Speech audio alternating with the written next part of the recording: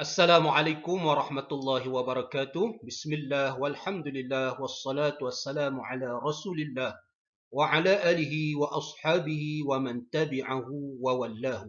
Amma ba'd. Allahumma alimna bima yanfa'una wanfa' bima 'allamtana wa zidna ilma. Amin ya rabbal alamin. Alhamdulillah kita dapat bersama lagi. Kali ini perkongsiannya masih lagi dalam pembahasan kulliyatul khams, iaitu an-naum. Daripada 5 kita dah lalui 2 dan hari ini kita akan melihat apakah pembahasan berkaitan dengan an-naum.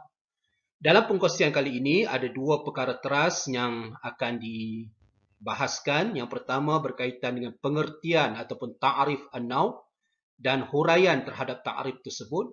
Yang kedua, kita akan melihat pembahasan berkaitan dengan pembahagian an-naum serta dengan contoh. InsyaAllah, semoga bermanfaat kepada semua. Bismillahirrahmanirrahim. Baiklah, kita mulakan dengan terlebih dahulu pengenalan berkaitan dengan naum. Dalam buku teks, muka surat 28 dan 29, kita akan dapati ada 2 jenis naum.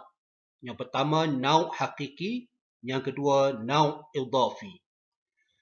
Dalam pembahasan ilmu mantik yang menjadi rujukan apabila disebut naum dalam kulliyatul khamsah tu, dia merujuk pada kulliyah naumul hakiki. Jadi kita mulakan dengan ta'rif, kemudian huraian kepada ta'rif. Apa dia naumul hakiki? Ataupun soalan dia, arif naum ataupun arif naumul hakiki. Maka jawapan dia ialah an-naw'u huwa ma sadaqa ala kasirin muttafiqina bil haqiqah fi jawab ma huwa. Cuba lihat perkataan-perkataan yang diwarnakan tu adalah merupakan asas dalam ta'rif naum. Yang pertama, ma sadaqa ala kasirin. Bila sebut ma sadaqa ala kasirin, itu merujuk kepada kulli. Oleh sebab itulah naum ini berada dalam kulliyatul khams, lafaz-lafaz yang umum, iaitu sesuatu yang membenarkan atas pelbagai perkara. Kemudian muttafiqin, pelbagai perkara yang macam mana sifat dia? Muttafiqina bil haqiqah, yang sama hakikatnya. Ini nanti kita lihat apakah tujuan perkataan muttafiqin itu ada. Muttafiqina bil haqiqah, yang sama pada hakikatnya pada menjawab persoalan ma huwa. Itulah yang dikatakan naum. Kita lihat huraian dia. Seperti mana kita ketahui bahawa ta'rif berfungsi untuk mengeluarkan segala yang tidak berkaitan dan memasukkan segala perkara yang berkait dengan perkara yang ditakrifkan tersebut. Kalau dalam di sini ialah naum. Jadi perkataan yang pertama, ma sadaqa ala kasirin tersebut, maka terkeluarlah yang dinamakan juz'i, seperti mana kita dah lalui dalam pembahasan yang lepas. Lafaz terbahagi pada 2, kulli dan juga juz'i. Lafaz juz'i terkeluar sebab lafaz juz'i dia perkataannya tidak membenarkan banyak perkara, seperti perkataan Muhammad. Perkataan Muhammad itu hanyalah merujuk kepada seseorang yang dikehendaki oleh orang yang bercakap ataupun orang yang berfikir. Maka bila sebut Muhammad, walaupun Muhammad tu ramai menggunakan nama Muhammad, tetapi Muhammad apabila kita seru ataupun kita sebut, ada tertentu khusus kepada seseorang. Itulah yang dinamakan juz'i. Dia tidak sama seperti mana kulli, kerana kulli dia membenarkan banyak perkara ataupun pelbagai perkara. Maka bila kata ma sadaqa ala kasirin, maka terkeluarlah juz'i. Kemudian apa pula yang terkeluar daripada perkataan muttafiqina bil haqiqah? Maka terkeluarlah al-jins. Seperti mana dalam perkongsian yang lalu, kita telah ketahui al-jins ialah kepelbagaiannya itu adalah pada perkara yang berbeza-beza pada hakikat. Manakala naum, kepelbagaiannya itu hanya pada perkara yang sama pada hakikat. Sebab apa jins terkeluar? Li'annahu yuqalu ala kasirin mukhtalifina bil haqiqah. Seperti mana saya sebutkan tadi. Kepelbagaiannya tu merujuk kepada berbeza-beza pada hakikat. Kemudian perkataan fi jawab ma huwa. Now ini dia terhasil daripada persoalan ataupun soalan ma huwa. Maka terkeluarlah ardul am. Sebab apa ardul am terkeluar? Sebab ardul am la yuqalu fi jawab. Tidak digunakan dalam menjawab apa-apa persoalan. Ardul am dia tidak menjawab apa-apa persoalan. Begitu juga dengan perkataan fi jawab ma huwa, terkeluar juga faslun dan juga khas. Kerana kedua-duanya adalah menjawab persoalan ayyu syai'in. Kalau faslu ayyu syai'in fi zatihi, iaitu berkaitan dengan hakikat, manakala khasah ayyu syai'in fi ardih, iaitu pada sifatnya. Kalau khasah ni pada sifat, kalau faslun ciri utama yang ada pada hakikat sesuatu. Kalau khasah ni adalah perkara luaran tetapi dia khusus kepada sesuatu sifat yang khusus. Tetapi dia menjawab persoalan ayyu syai'in fi irdihi. Bukan fi sifati. Bukan pada fi zatihi. Kalau faslu fi zatihi. Jadi terkeluarlah selain daripada nau melalui ta'rif ini. Cuba kita bezakan. Kalau ada soalan apakah beza nau dengan jins? Maka jawapan dia tang sini. Tang sini saja perbezaan dia. Iaitu kalau jins mukhtalifin, manakala nau muttafiqin. Itu penting untuk diambil perhatian. Kesimpulannya, nau ini adalah menunjukkan kepelbagaian juga. Tetapi dia punya afrad ataupun unsur yang berada di bawah perkataan itu merujuk kepada hakikat yang sama. Seperti perkataan insan. Insan itu adalah nau. Di bawah perkataan insan ada Muhammad, ada Aminah, ada Abu Bakar, ada Isa. Jadi semua-semua tu nama-nama tu walaupun berbeza nama tapi hakikatnya adalah sama, iaitu manusia. Semua sama. Itu hakikat yang sama. Itulah yang dinamakan nau. Seterusnya yang kedua ialah nau al-idafi. Nau'ul idafi. Apa dia nau' idafi ini? Apakah perbezaannya dengan nau' haqiqi? Cuba kita lihat ta'rif dia. Huwa ma sadaqa ala kathirin fi jawab ma huwa al-mundariju tahtal jins. Nau' idafi ini ialah sesuatu yang membenarkan pelbagai perkara, iaitu lafaz yang membenarkan dalam penggunaan lafaz tersebut pelbagai perkara ataupun pelbagai afrad ataupun unsur, menjawab persoalan ma huwa. Inilah yang dikatakan nau' tadi. Tetapi beza dia ialah di al-mundariju tahtal jins. Ini perbezaan nau' hakiki dan juga nau' idafi. Nau' idafi dia berada di bawah jins. Nanti kita akan lihat pembahasannya dalam contoh nanti. Itulah perbezaan di antara nau'ul hakiki dan nau'ul idafi. Kalau nau' hakiki ialah yang mempunyai afrad yang sama. Afrad yang sama ataupun unsur yang sama. Walaupun pelbagai tetapi hakikat dia sama. Manakala nau' idafi, oleh kerana dia berada di bawah jins, maka jins tu adalah perkara yang berbeza-beza. Itu bezanya. Hakikat yang berbeza-beza. Tetapi kenapa dinamakan nau'? Sebab dia berada di bawah jins. Jins tu lafaz umum. Jadi perkataan yang lebih kecil skop keumumannya itu dipanggil nau' sebab dia berada di bawah perkataan umum yang lebih besar skopnya. Nanti kita akan lebih jelas dalam pembahasan contoh nanti. Jadi dalam buku kamu dia ada menyebut bahawa perbezaan di antara naung hakiki dengan naung idhafi ialah dari aspek umum wal khusus wajhi. Umum wal khusus wajhi. Kita tengok iaitu apa yang disebut yang dimaksudkan dengan umum wal khusus wajhi ini ialah annahuma yajtami'ani fi syai'in wa yanfaridu kullu minhuma fi syai'in akhar. Yang dimaksud yang perbezaan di antara hakiki dan idhafi ini ialah ada titik persamaan yang kebersamaan di antara hakiki dan juga idhafi. Annahuma yajtami'an. Kedua-duanya berkumpul pada sesuatu dan dia juga bersendiri ataupun terasing dari antara satu sama lain pada sesuatu yang lain. Itu yang dimaksudkan dengan umum wal khusus wajhi. Kedua-duanya ada perkara yang khusus dan kedua-duanya ada perkara yang umum. Tetapi yang mana lebih umum? Jawapannya naung idhafi.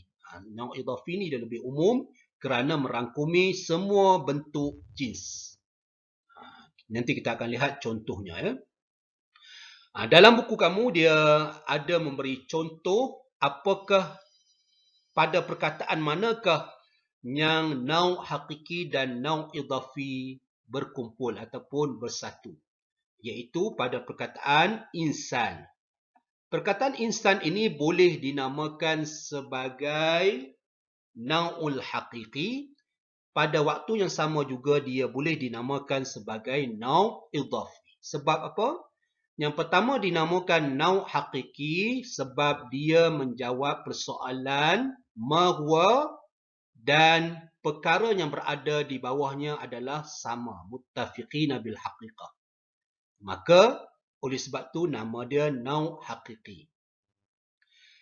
Dia juga dinamakan al-insan tadi dinamakan naung idhafi sebab apa? Sebab dia berada di bawah jins. Seperti mana takrif yang di atas tu dia berada di bawah jins. Lafaz insan ni dia berada di bawah perkataan haiwan. Haiwan tu adalah merupakan jinsul qarib. Oleh kerana dia berada di bawah jins, maka dia dinamakan naung idhafi. Bertepatan seperti mana dalam takrif di atas tu. Al-mundariju tahtal jins. Oleh demikian, perkataan insan boleh dinamakan naung hakiki, boleh dinamakan naung idhafi daripada aspek-aspek yang dinyatakan tadi. Kalau daripada aspek menjawab persoalan mahwa yang melibatkan hakikat yang sama, dia dinamakan naung hakiki. Tapi kalau melihat pada aspek berada di bawah jins, dia dinamakan naung idhafi. Kemudian naung hakiki dan naung idhafi ini yanfar, maknanya dia terasing, tidak bersatu. Pada contohnya, kalau naung hakiki ialah nuqtah, titik, nuqtah.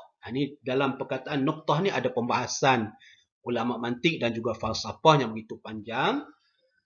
Kenapa nuqtah ini dinamakan naung hakiki? Alasan ialah kerana perkataan nuqtah ini la tandariju tahtal jinsin wa illa lazima tarqibuha. Cuba lihat dalam buku teks dia ada kena sedikit pembetulan. Kerana dia tidak berada di bawah jins. Nuqtah ni, titik ni dia tidak berada di mana-mana jenis. Kerana dia dalam pembahasannya nuqtah ini yang tidak berada di bawah mana-mana kumpulan. Dia tersendiri. Oleh sebab itulah dia dinamakan naung hakiki.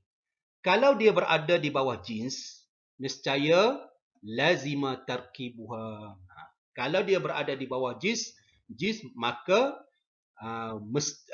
perkataan nuqtah tu boleh dibahagikan ataupun boleh dibentuk. Tetapi kalau kita lihat pembahasan nuqtah ini, dia tidak mempunyai tidak boleh menerima apa-apa pembahagian. Oleh sebab itu dia tidak berada di bawah mana-mana jins. Kalau kita kata dia berada di bawah jins, maka dia boleh tarkib. Makna boleh dibahagikan.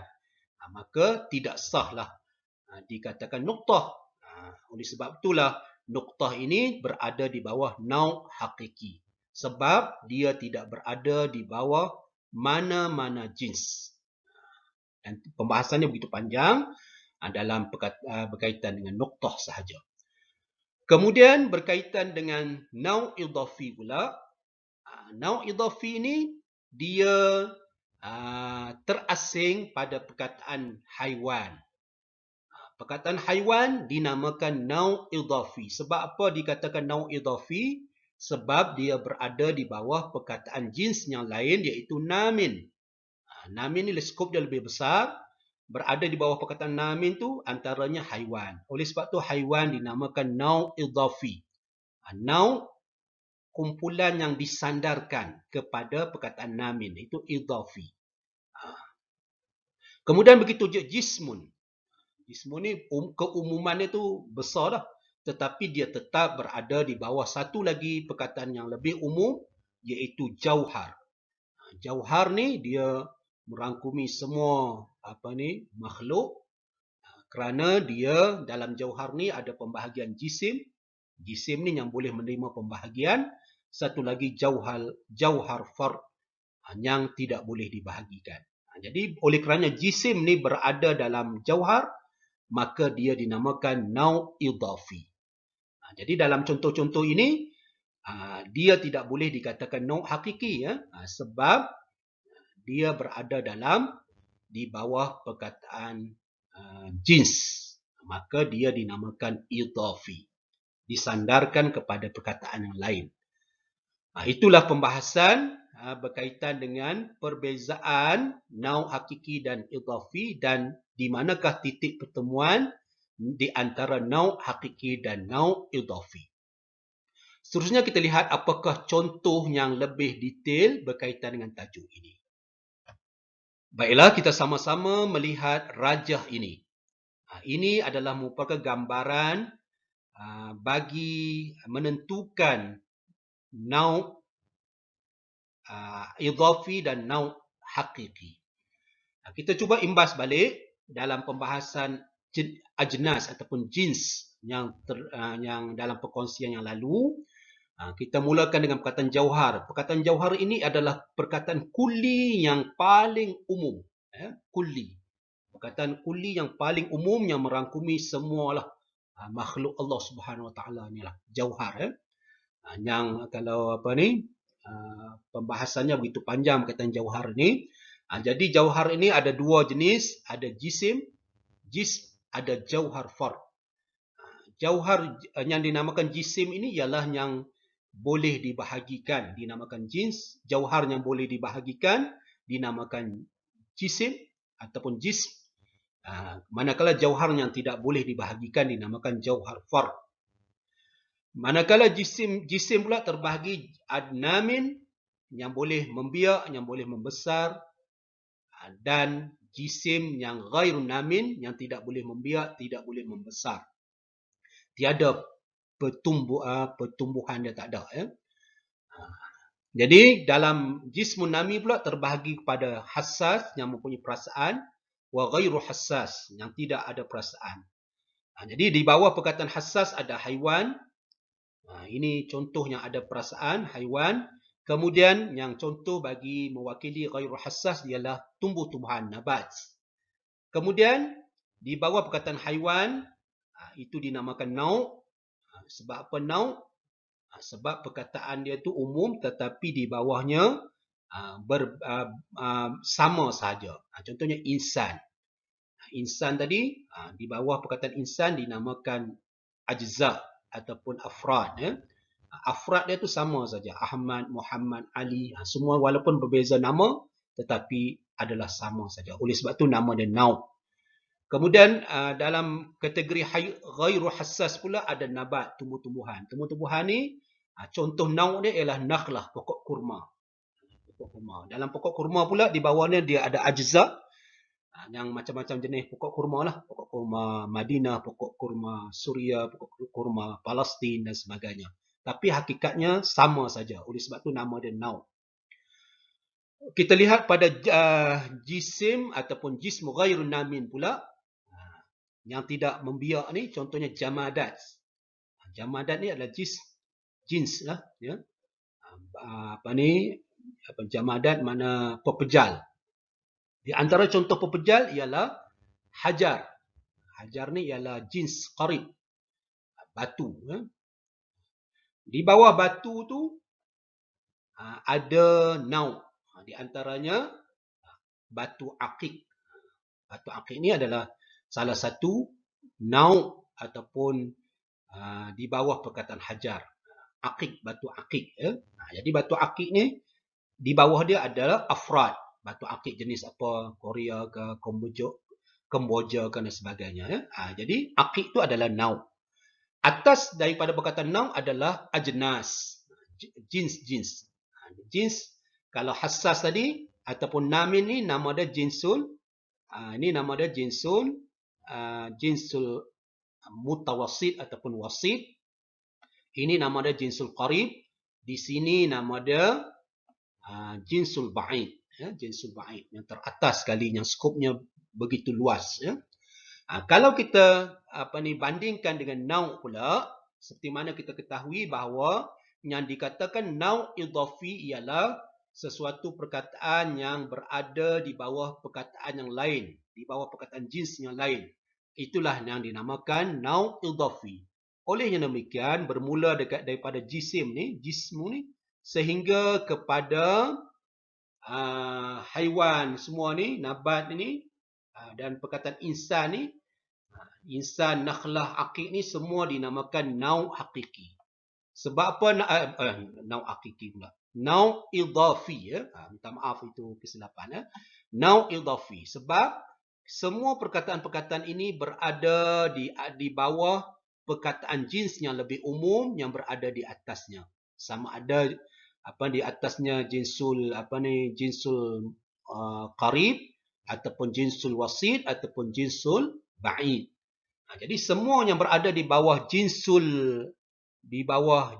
dinamakan nau idhafi.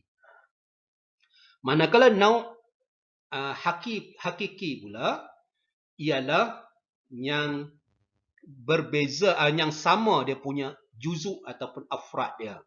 Iaitu di sinilah. Ini nama dia nau hakiki. Tetapi dalam perkataan insan, nakhlun dan akik ni contohnya, dia boleh dua. Nau hakiki, nau idhafi. Sebab apa dinamakan nau hakiki? Sebab afrad yang ada di bawahnya adalah sama.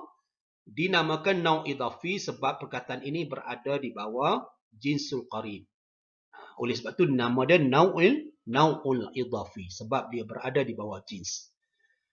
Yang mana yang tersendiri. Kita tengok nau' hakiki yang tersendiri ialah perkataan nuqtah, titik. Titik ni dia tidak berada di bawah mana-mana jins. Oleh sebab tu dia nau' hakiki yang terasing, yang tak berkongsi langsung. Begitu juga nau' idhafi yang terasing, iaitu bermula daripada jinsul daripada perkataan haiwan sehinggalah ke atas ni dinamakan nau' idhafi. Nau' idhafi yang tidak boleh dinamakan dengan nau' hakiki, sebab dia berada di bawah jins. Semata-mata berada di bawah jins, maka dia dinamakan nau' idhafi. Itulah pembahasan berkaitan dengan nau'. Moga-moga memberi manfaat. Sekiranya ada persoalan, bolehlah ditulis dalam ruangan komen. Wallahu a'lam. Sehingga bertemu lagi dalam perkongsian berkaitan dengan kuliatul khamsah. Berbaki lagi 2, ya. Wallahu a'lam. Saya ucapkan jazakumullah khairal jaza di atas tontonan dan juga sokongan yang diberikan. Semoga perkongsian ini memberi manfaat kepada semua dan sehingga bertemu lagi dalam perkongsian yang akan datang insya-Allah. Assalamualaikum warahmatullahi wabarakatuh.